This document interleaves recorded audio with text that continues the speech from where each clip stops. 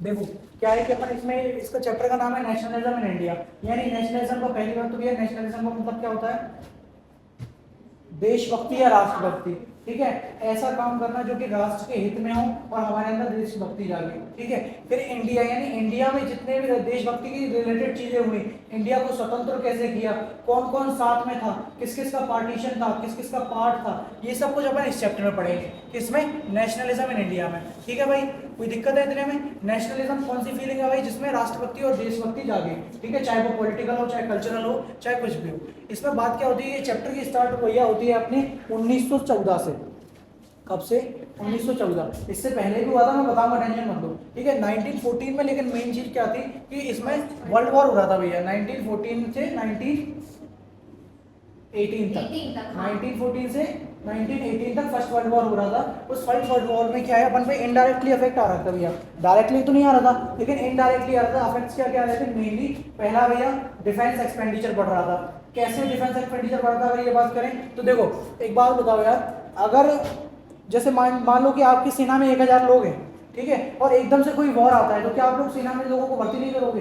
करोगे ना। और जब लोग भर्ती करोगे या फिर सेना कहीं लड़ने जाएगी, तो क्या खाएगी नहीं, पिएगी नहीं, थकेगी नहीं? इंसान तो वो भी है ना। तो डिफेंस से एक्सपेंडिचर बढ़ रहे थे। एक्सपेंडिचर कैसे?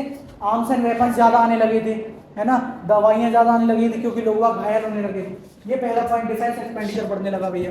ठीक है, दूसरा पॉइंट क्या हुआ? Prices of item increase. Items के जो प्राइसेस हैं वो बढ़ने लगे। यानी कि कैसे बढ़ने लगे? जब डिफेंस एक्सपेंडिचर होगा कि नहीं होगा, तो लोगों में क्या है, डिमांड बढ़ेगी फूड की, क्योंकि संख्या बढ़ रही है, पॉपुलेशन बढ़ रही है ना, और मिलिट्री की पॉपुलेशन भी बढ़ रही है। तो इसके कारण क्या है, खाना ज्यादा लगेगा, क्योंकि लोग बाग लड़ रहे हैं, लड़ते लड़ते भूख भी लगेगी, थक के खाएंगे भी भाई। इसीलिए क्या है कि प्राइसेस भी बढ़ रहे थे। अच्छा, प्राइसेस बढ़ भी क्यों रहे थे? क्योंकि डिमांड बढ़ रही थी, है ना। अगर किसी चीज की डिमांड बढ़ती है तो प्राइस भी बढ़ती है, इतने में कोई दिक्कत है। दूसरा बात क्या है कि फूड क्रॉप आ रहा था भैया, storage of food, shortage of food और crop failure. Shortage of food कैसे आ रहा था कि देखो, जैसे मैंने पहले भी एग्जांपल दिया था कि बाई चांस मान के चलो कि अपने इंडिया में 100 लोग हैं, ठीक है, और अचानक से क्या हुआ कि 300 लोग आ जाए।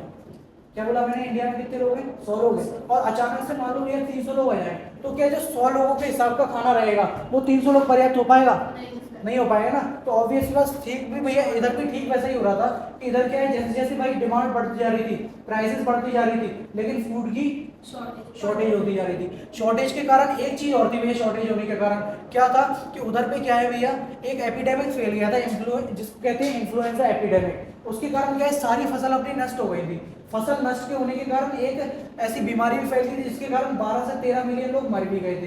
ठीक है, तो इसके कारण क्या है, पहली बात तो फूड का शॉर्टेज, दूसरी बात क्रॉप भी फेलियर हो गई क्योंकि बीमारी फैली। तो जब फसल आधे से ज्यादा खराब हो जाएगी तो क्या फसल तो उत्पादकता उतनी रहेगी, प्रोडक्शन नहीं रहेगी ना। इस कारण से मैंने क्या बताया, पहला डिफेंस एक्सपेंडिचर बढ़ा, दूसरा प्राइसेस। डिफेंस एक्सपेंडिचर बढ़ा तो ऑब्वियसली बात है, को रिलेट करते चलो कि प्राइसेस भी बढ़ते चलेंगे। प्राइसेस बढ़े तो फूड की शॉर्टेज हुई और फूड क्रॉप फेलियर हुआ। इतने में कोई दिक्कत है? ये तुम्हारी फर्स्ट वर्ल्ड वॉर की कहानी है। ठीक है, अब फर्स्ट वर्ल्ड वॉर की कहानी से बात क्या है, उसके बाद अपन इससे बाद का देखते हैं। मैंने क्या बताया, कहानी कब की? 1914 से 1918 तक की फर्स्ट वर्ल्ड वॉर होता। उसके बाद क्या है, आइडिया ऑफ नेशन आता है, सत्याग्रह आता है। सत्याग्रह का मतलब होता है कि सत्य के अनुसार हमें कोई भी मूवमेंट करना है, कुछ भी काम करना है, कोई रिवॉल्यूशन करना है, वो सब कैसे होंगे? सत्याग्रह के अनुसार। सत्याग्रह का मतलब ये है कि सत्य की राह पे, ठीक है, जो कुछ भी करेंगे सत्य की राह पे। गांधी जी वाला कॉन्सेप्ट, अगर एक में किसी ने मारा तो आ गया तुम्हें समझ में आ गया ना। चलो, ये सत्याग्रह वाला सिस्टम था। और यहाँ से भैया अपने हीरो का आगमन होगा। बोले सर गुरु जी हीरो मतलब क्या? मतलब महात्मा गांधी का आगमन होगा। हीरो मैं इसलिए कह रहा हूँ क्योंकि जब आप चैप्टर पढ़ोगे पूरा तो आपको ये समझ में आएगा कि यार महात्मा गांधी ने बहुत कुछ किया है अपने इंडिया को फ्रीडम दिलाने के लिए, जो कि फालतू लोग कुछ जो कमेंट करते रहते हैं गांधी जी में, उसके अकॉर्डिंग। ठीक है, चलो मैंने बताया सत्याग्रह था क्या एक्चुअली में। ठीक है भैया, चलो अब बात क्या है कि एक बात याद रखो कि गांधी जी भैया फर्स्ट टाइम तो ये बताओ गांधी जी का जन्म कब हुआ था? इतना तो पता होगा कि सर 2 अक्टूबर को हुआ था। सन और बता दो। चिल्लू हाँ? पीछे लगा 1869, 2 अक्टूबर 1869 में भैया गांधी जी का जन्म हुआ था। कहाँ? गुजरात। गुजरात में भी कहाँ? एक छोटी डिस्ट्रिक्ट पड़ती है पोरबंदर, वहां पे। ठीक है, कब हुआ था यार? 2 अक्टूबर 1869 में, पोरबंदर गुजरात में। ठीक है भैया, चलो अब बात क्या है कि ये अपनी पढ़ाई करने गए लंदन और वहां से गए साउथ अफ्रीका। कहाँ गए? South Africa. साउथ अफ्रीका में उन्होंने अपनी पूरी पढ़ाई खत्म करी भैया, और पढ़ाई खत्म करने के बाद क्या है, वहाँ पे उन्होंने एक चीज, वहाँ पे साउथ अफ्रीका में जो महात्मा गांधी है वो वहाँ एक बड़े नेशनल लीडर के सामने प्रस्तुत हुए। कैसे? क्योंकि साउथ अफ्रीका में वहाँ पे सबसे ज्यादा डिस्क्रिमिनेशन चल रहा था। अगर अपन ने पढ़ा हो तो पहले साउथ अफ्रीका में नेल्सन मंडेला के बारे में भी पढ़ा होगा अपन ने, तो ठीक है, ऐसे भी यहाँ पे भी गांधी जी ने कई सारा काम किया। कैसे? देखो, साउथ अफ्रीका में डिस्क्रिमिनेशन चल रहा था किस चीज का? ब्लैक और व्हाइट का। यानी यहाँ पे भैया अपार्थाइड सिस्टम चल रहा था। अगर बात करें तो नॉर्मल सिंपल अपार्थाइड सिस्टम क्या होता है? डिस्क्रिमिनेशन करना कास्ट बेस पे, है ना? छोटी जाति और ऊंची जाति तो हमें पता है ना। तो जो बड़ी जाति थी वहां तो नॉर्मल थी और छोटी जाति को और ज्यादा किया जाता, लेकिन यहाँ छोटी और ऊंची नीची जाति का नहीं था। यहाँ था कलर के बेस पे। यहाँ कलर के बेस पे कैसे था? यहाँ पे दो लोग थे, कौन से? व्हाइट लोग और ब्लैक लोग। ठीक है, व्हाइट लोग कौन थे भैया? ब्रिटिशर्स थे, और ब्लैक लोग कौन थे? इंडियन वाले थे। ठीक है, अब जो व्हाइट लोग थे यानी ब्रिटिशर्स थे, वो कहते थे कि भैया जो ब्लैक लोग हैं वो हमारे से कोई भी ताल्लुक नहीं रखना चाहिए। मतलब इतना ज्यादा डिस्क्रिमिनेशन करते थे ब्लैक लोगों को भाई, इतना ज्यादा कि क्या ही बोलो। ऐसे ही जैसे मान लो कि कोई पढ़ना जा रहा है ना, तो भाई उसको बेंचेस पे नहीं बैठने देंगे, सिर्फ ब्रिटिशर्स ही बैठेंगे, तुम लोगों को नीचे किसी पे बिठाएंगे। दूसरी बात, पढ़ने नहीं देंगे ढंग से, इरिटेशन करेंगे भाई, है ना? कुछ ना कुछ काम कर देंगे ऐसा कि जिससे तुम्हारा कोचिंग स्कूल बंद हो जाए, है ना? या फिर तुम लोगों को यूनिवर्सिटी से निकाल दिया जाए। साथ में तो अपन लोग ब्लैक हैं, इसलिए अपन को भैया कोई कम्युनिकेशन या फिर ट्रांसपोर्ट नहीं मिलेगा। जैसे मान लो कहीं जाना है तो अपन को ट्रेन वगैरह से जाने को नहीं मिलेगा, क्योंकि अपन कौन है? ब्लैक्स है। ठीक है, कम्युनिकेशन ट्रांसपोर्ट नहीं है। इनफैक्ट पब्लिक प्रॉपर्टीज को यूज करने के लिए भी अलग अलग बनाई गई हैं। जैसे मान लो पब्लिक प्रॉपर्टीज जो सिटिंग बेंचेस देखी है तुमने, तो सिटिंग बेंचेस में व्हाइट लोगों के लिए अलग थी और ब्लैक लोगों के लिए अलग थी। इतना ज्यादा डिस्क्रिमिनेशन चल रहा था। अब जब इन लोगों ने ये देखा गांधी जी ने डिस्क्रिमिनेशन चल रहा है, तो इनको ये मन में आया, चूंकि बैरिस्ट्री की पढ़ाई कर रहे थे, है ना, तो इनके मन में आया कि भैया क्यों ना ऐसा काम किया जाए कि साउथ अफ्रीका को कोशिश करते हैं कि ये सब अपार्थाइड सिस्टम से हटाने की कोशिश करते हैं। तो इनने किया क्या साउथ अफ्रीका में भैया कि जब ये लोग नेशनलिज्म यानी करा, रेवोल्यूशन स्टार्ट किया। कैसे? जितने भी इंडियंस थे और साथ में ब्लैक्स लोग जो थे, इन सबको अपने साथ में लाते हैं और साथ में सत्याग्रह स्टार्ट करते हैं साउथ अफ्रीका में। वहां पे हालांकि सत्याग्रह फेल हो जाता है साउथ अफ्रीका में, लेकिन फेल होने के बावजूद भी क्या होता है कि उस टाइम तक महात्मा गांधी पूरे साउथ अफ्रीका में एक बड़े नेशनल लीडर बन चुके होते हैं। आगे सर में वहाँ पे साउथ अफ्रीका में गांधी जी जो है वो भैया 1904 में एक मूवमेंट भी करते हैं जिसका नाम दिया जाता है रेसिज्म का मूवमेंट। रेसिज्म मूवमेंट, रेसिज्म क्या बोला मैंने? रेसिज्म। ये क्या है? कलर्ड बेस पे होता है। ठीक है, कौन सा? ब्लैक और व्हाइट के बेस पे। ये 1904 में किया था रेसिज्म मूवमेंट। वहां से ही इनको नेशनल लीडर बनाया गया और लोग वहां के साउथ अफ्रीका के बच्चे जानने लगा। ठीक है, जब भैया अब क्या हुआ कि अब भैया साउथ अफ्रीका से इंडिया वापस आए गांधी जी। कब? 1915 में। कब आए?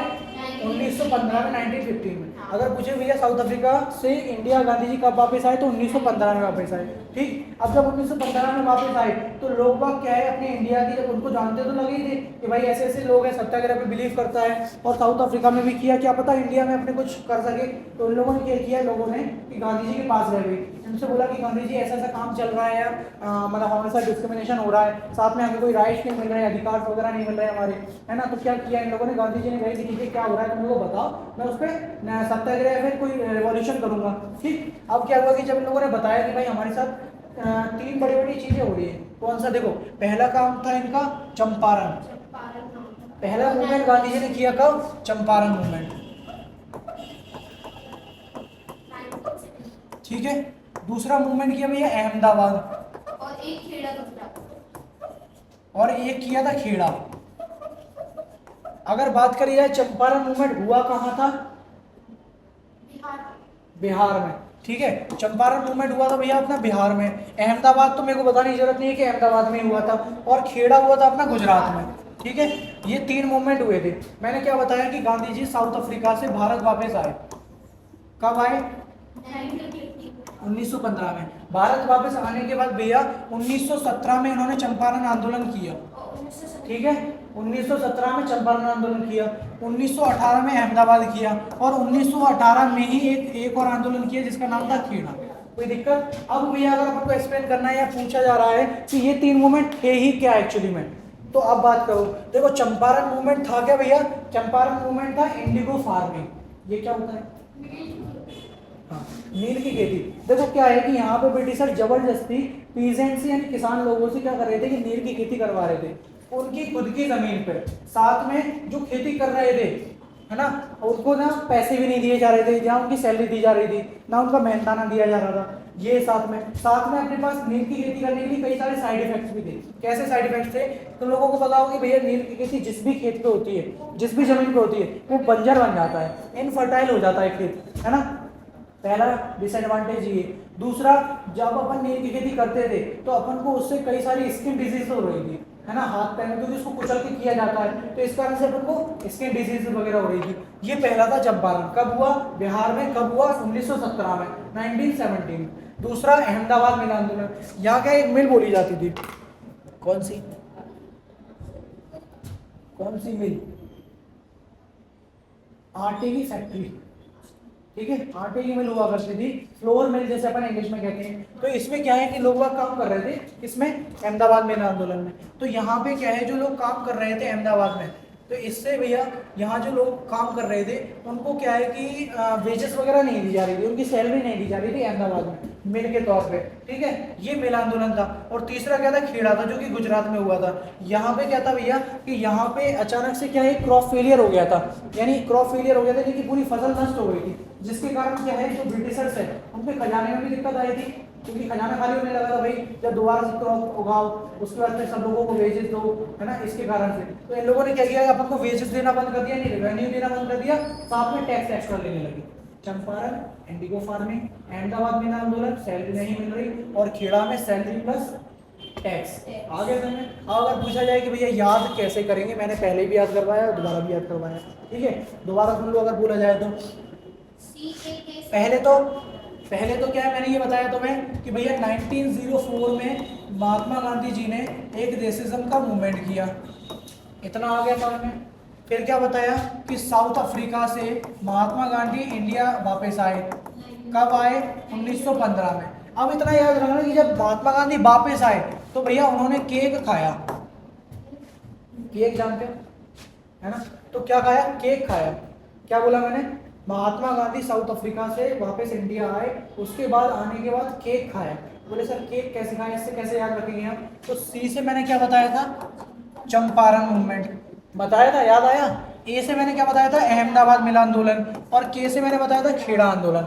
अब आ गया तीनों समझ में, अब आ गया तीनों समझ में। जो तीन आंदोलन कौन कौन से थे, चंपारण, अहमदाबाद और खेड़ा, ये तीन आंदोलन किया मैंने। याद कैसे करवाई कि गांधी जी आने के बाद क्या खाया, केक खाया। चंपारण आंदोलन, अहमदाबाद आंदोलन और के से खेड़ा, 1917, 1918, 1918। चंपारण बिहार में हुआ, अहमदाबाद में हुआ, और वो खेड़ा कहाँ हुआ, गुजरात में। इतने में कोई दिक्कत हो तो बताओ, है कोई डाउट है अभी तक, ऐसा कुछ सर समझ में ना आया हो, आया, चलो अब आगे बढ़ो। अब बात क्या है भैया, जब इतना सब कुछ हो जाता है, गांधी जी आए, तीन मूवमेंट करे, और तीनों मूवमेंट भाई साहब पास हो गए अपने। सोचो कितनी बड़ी बात है, पहली बार किसी ब्रिटिश गवर्नमेंट को इतना ज्यादा नुकसान पहुंचाया किसी ने, वो भी एक सिंगल पसली के आदमी ने, समझ रहे हो। महात्मा गांधी है भाई, इतना तो जवान तो थे नहीं वो, इतने हल्के बूढ़े भी थे, उनके पास इनके पास दम भी नहीं थी, लड़ाई लड़ा भी नहीं कर रहे थे, सिर्फ अनशन पे बैठे सत्याग्रह किया, और भाई साहब तीन मूवमेंट पास। इससे क्या हुआ कि ब्रिटिशर्स को इतना ज्यादा गुस्सा आया भाई, इतना मिर्ची लगी, भाई ऐसा कैसे हो सकता है, कोई एक इंसान आया और तीन मूवमेंट करे और तीनों की तीनों पास हो गए। तो इसने क्या किया, ब्रिटिशर्स ने एक कानून पारित किया जिसका नाम था रॉलेट एक्ट। कब पारित हुआ, 1919 में। रॉलेट एक्ट भैया था क्या, रॉलेट एक्ट, पहली बात तो ये जानो कि रॉलेट एक्ट 1919 में कौन ने पास किया, इंपीरियल लेजिस्लेटिव काउंसिल ने पास किया। इतना समझ में आ गया, इंपीरियल लेजिस्लेटिव काउंसिल ने पास किया 1919 में, नाम था रॉलेट एक्ट, ठीक सर। अच्छा था क्या एक्चुअली में अगर बोला जाए तो देखो, था ये कि अगर आप कोई भी एक्टिविटी करते पाए गए, ऐसी एक्टिविटी करते पाए गए जो कि ब्रिटिशर्स के लिए नुकसानदायक है, तो आपको बिना किसी पूछताछे, बिना किसी बोले, बिना किसी सबूत के आपको 2 साल के लिए क्या किया जाएगा, जेल में डाल दिया जाएगा, ठीक है। अभी भी सर अगर याद ना हो तो मैंने सबको एक ट्रिक से याद करवाया है। रॉलेट एक्ट अगर भैया याद करना है तो सिर्फ इतना याद कर लो, ना अपील, ना दलील, ना वकील। क्या बोला मैंने, ना अपील, ना दलील, ना वकील। इसका मतलब क्या है, अपील जानते हो इंग्लिश में क्या होता है इसका मतलब? कोई केस मान लो आया किसी कोर्ट पे तो उसको अपील करनी पड़ती है ना, केस मंगवाया जाता है कोर्ट में, ठीक। फिर दलील, दलील के लिए भैया जो लॉयर्स वगैरह हैं उनको हायर किया जाता है दलील के लिए, ठीक है। तो वो दलील देंगे, फिर वो हारना जीतना बात अलग हो जाती है। और वकील, तो भैया अगर आप कोई एक्टिविटी करते पाए गए जो कि ब्रिटिशर्स के लिए गलत है या संगठन यानी ग्रुप में पाए गए तो आपको 2 साल के लिए जेल में डाल दिया जाएगा, और जेल में जाने के बाद आपकी रिहाई नहीं होगी, कोर्ट में सुनवाई नहीं होगी, और कोई आप अपने हक में वकील नहीं कर सकते। तो इसका मतलब तो यही हुआ ना, मैंने क्या बताया, ना अपील, ना दलील, ना वकील। याद हो गया सर, रॉलेट एक्ट क्या था, याद हो गया। कब आया? 1919 में। किसने पास किया? इंपीरियल लेजिस्लेटिव काउंसिल ने पास किया। क्या था सर? ना अपील, ना दलील, ना वकील। ना अपील, ना दलील, ना, इतने में कोई दिक्कत हो तो बताओ, है कोई दिक्कत? आ गया समझ में, अच्छे से आ गया। चलो और आगे बढ़ो सर। इसके बाद क्या हुआ भैया, जब इतना हो गया, ठीक है, तो उसके बाद क्या हुआ, जब ये लोग ये वाले एक्ट पारित किया, रॉलेट एक्ट, तो क्या हुआ कि लोग बागों को तो पता ही नहीं था कि कौन सा एक्ट लगा है कौन सा नहीं लगा। तो लोग बागों ने वही नॉर्मल संगठन में खड़े हुए या कोई अपने स्वतंत्रता की हक की बात कर रहे होंगे, तो कई सारे लोगों को, अपने भारत के कई सारे लोगों को जेल में बंद कर दिया और जिनकी रिहाई नहीं हो रही थी। तो क्या हुआ कि लोगों ने, जिसने जब जेल में बंद हो गए तो लोगों को गुस्सा आया, क्योंकि अपने इंडियंस भाई हैं, उन्हीं को बंद कर दिया तो गुस्सा तो हमें ही आएगा भाई। तो इसीलिए क्या हुआ, उन लोगों ने रिवॉल्यूशन करना स्टार्ट किया। किसने? इंडियंस ने। और उस रिवॉल्यूशन से त्रस्त होके, जब इतने बड़े लेवल पे रिवॉल्यूशन हुआ, क्योंकि मेजोरिटी किसकी थी? अपनी तो थी, इंडियंस की। तो जब इतने बड़ी पॉपुलेशन इतने बड़े बड़े रिवॉल्यूशन करना स्टार्ट हुआ तो क्या हुआ कि ब्रिटिश सरकार को भाई ये लगा कि अपनी पुलिस पावर जो है उसको संभाल नहीं पाएंगे। तो उन्होंने क्या किया कि मार्शल लॉ इम्पोज किया। क्या नाम दिया भैया मैंने? Martial law. ठीक है, ध्यान रखना, मैंने नाम दिया मार्शल लॉ। ठीक, मार्शल लॉ। बोले सर गुरुजी मार्शल लॉ क्या होता है, पता है? चलो, मार्शल लॉ क्या होता है, देखो मार्शल लॉ होता है कि कोई भी गवर्नमेंट की पावर वो आर्मी को ट्रांसफर कर दी जाए, उसे कहते हैं मार्शल लॉ। क्या बताया मैंने? गवर्नमेंट की पावर को आर्मी में ट्रांसफर कर दी जाए, वो क्या है? Martial law. यानी कि अब जो कुछ भी प्रोटेस्ट से रिलेटेड चीजें हैं वो कौन संभालेगा? आर्मी, आर्मी संभालेगी। उसका नाम क्या था? Martial law. आर्मी में उस टाइम पे भैया एक जनरल हुआ करते थे, जनरल जानते हो ना आर्मी के, है ना? हाँ, वो जनरल हुआ करते थे जिनका नाम क्या था? General O Dyer, general O Dyer. ठीक है, ये जनरल हुआ करते थे। अब इतने में कोई दिक्कत है? मैंने क्या बताया भैया, रॉलेट एक्ट पास हुआ 1919 में। किसने पास किया? इंपीरियल लेजिस्लेटिव काउंसिल ने। क्या था रॉलेट एक्ट? ना अपील, ना दलील, ना वकील। आगे समझ में कोई दिक्कत है इतने में? फिर मैंने बताया मार्शल लॉ इम्पोज किया, ठीक है, पावर्स किस पे चली गई? आर्मी पे। अब भैया होता क्या है, एक दिन आता है, अच्छा ये रॉलेट एक्ट कब पारित हुआ था अपना? 1919 में, ध्यान है? तो 1919 में एक दिन आता है, जो दिन होता है भैया 13 अप्रैल 1919 का। कौन सा? 13 अप्रैल 1919 का। और उस दिन कौन सा था भैया? बैसाखी। ठीक, उस दिन कौन सा था? बैसाखी का दिन था। कौन सी डेट थी? 13 अप्रैल 1919। तुमने सुना होगा कि सर जलियांवाला मैस्कर, सुना है? जलियांवाला इंसिडेंट, जलियांवाला हत्याकांड, वो यही था। क्या दिन था उस दिन? 13 अप्रैल 1919, बैसाखी का दिन था क्या एक्चुअली में? देखो क्या है कि बैसाखी का दिन था भाई, इंडियन से अपन त्योहार मनाने, मेला मनाने गए कहाँ पे? एक बड़े से ग्राउंड में जिसका नाम था जलियांवाला बाग। उस बाग में गए अपन, ठीक है। अब लोगों को तो पता नहीं था कि भाई कौन से मार्शल लॉ लगे हैं और रॉलेट एक्ट क्या होता है। वो तो भाई मासूम से लोग थे, उनने बढ़िया से लोग मेले वेले मना रहे थे, मेला सब मना रहे थे और अच्छे से फेस्टिवल को आयोजित कर रहे थे। अब क्या है, उसके बीच में ही कई सारे संगठन क्या है कि अपनी स्वतंत्रता की बात कर रहे थे, क्योंकि उनको तो पता था, जो बड़े बड़े नेशनलिस्ट लीडर थे। लेकिन बात क्या हुई कि जब इतना सब कुछ हो गया, मतलब जब सब लोग इकट्ठे हो गए, तो ये बात पहुंची कहाँ पे? ब्रिटिशर्स पे। ठीक, अब ब्रिटिशर्स को भाई जैसे ही पता चला कि ये इतना सब मेला लगा है, इतना बड़ा आयोजन किया गया है, जबकि हमने कौन से दो लॉ पारित करके रखे हैं, कौन सा? रॉलेट एक्ट और मार्शल लॉ। रॉलेट एक्ट और मार्शल लॉ, ये दो लॉ पारित करके रखे हैं। तो ब्रिटिशर को आ गया गुस्सा। और अब क्या होता है भैया, मार्शल लॉ की पावर दिखती है हमें अब। मतलब मैंने क्या बताया था मार्शल लॉ का मतलब? मार्शल लॉ का मतलब ये था कि पावर्स आर्मी पे ट्रांसफर हो जाती है। अब क्या हुआ भैया, आर्मी आए यानी जनरल ओडायर आए अपनी आर्मी के साथ वेपन्स के सहित, ठीक। जब वो आते हैं और देखते हैं कि इतनी बड़ी जनसंख्या में फेस्टिवल मनाया जा रहा है, तो क्या करते हैं कि वहाँ का जो मेन डोर होता है जनरल जलियांवाला बाग का, वो मेन डोर क्लोज कर देते हैं और मेन डोर क्लोज करके वहाँ पे शूट एंड साइट का ऑर्डर दे देते हैं। मतलब वो शूटिंग जो आर्मी के जो लोग हैं वो शूटिंग जब तक करते हैं जब तक जलियांवाले बाग का एक एक व्यक्ति मर नहीं जाता। कुछ लोग घायल, मतलब मोस्टली लोग घायल हुए थे, कुछ लोग बाहर भी आए थे हालांकि, और बहुत सारे कई सारे लोग मर भी गए थे, ठीक है। तो देखो, हाँ जी, ठीक है। अब देखो बात क्या है, ये अपना जलियांवाले बाग की फोटो है भाई, ठीक है। उसके बाद जलियांवाले बाग की फोटो के बाद भैया ये देखो, ये एक दीवार थी जिस दीवार से क्या है, इसके पीछे अपन अगर निकल जाते तो बच सकते थे अपन, लेकिन लोगों ने क्या किया कि दीवारों के चढ़ के पीछे निकलना चाहा, लेकिन ब्रिटिशर्स ने वहां पे दीवारों पे भी उनको गोलियां चला दी और मारने के लिए। तो देखो आपको अभी भी निशान दिख रहे होंगे जो गोलियों में दिख रहे हैं, आपको दिख रहे हैं, व्हाइट कलर से मैंने बॉक्सेस में लगवा दिए, दिख रहे हैं। और बगल में एक तुम्हें ये कुआं दिख रहा होगा भाई, इसमें क्या है कि लोगों, बस बेटा 2 मिनट हो गए। तो क्या है, बगल में तो लोगों को ना अपनी जान बचाने के लिए कुएं में कूद गए कि हो सकता है भैया हमारी जान बचाए, लेकिन ब्रिटिशर्स ने कुएं के अंदर भी भाई गोली चलवा दी कि बाई चांस कोई भी मर भी, मतलब नहीं भी मरा होगा तब भी मर जाएगा। बताओ इतने में कोई दिक्कत हो तो। ये पूरी जलियांवाला बाग की हत्याकांड थी भाई। कब हुआ? 13 अप्रैल 1919। पूरा समराइज दोबारा कर देता हूँ। क्या हुआ भैया, 1914 में वॉर चल रही थी, 3 इनडायरेक्ट इफेक्ट आ रहे थे, defence expenditure, prices expansion, shortage of food और क्रॉप फेलियर, ठीक, इतना आ गया समझ में। उसके बाद 1915 में महात्मा गांधी साउथ अफ्रीका से वापस आए, ठीक। साउथ अफ्रीका से वापस आने के बाद क्या खाया? केक खाया भाई। और केक खाने से मैंने याद करवाया कि 3 मूवमेंट लगातार करी, चंपारण, अहमदाबाद, खेड़ा। 1917, 18 चंपारण बिहार में हुआ, अहमदाबाद में, और खेड़ा गुजरात में हुआ। ये 3 मूवमेंट किए। उसके बाद क्या हुआ, रॉलेक्ट एक्ट पारित हुआ 1919 में। किसने किया? इंपीरियल लेजिस्लेटिव काउंसिल ने किया। और साथ में क्या हुआ, एक लॉ और पारित हुआ जिसका नाम था मार्शल लॉ। उसका मतलब क्या था?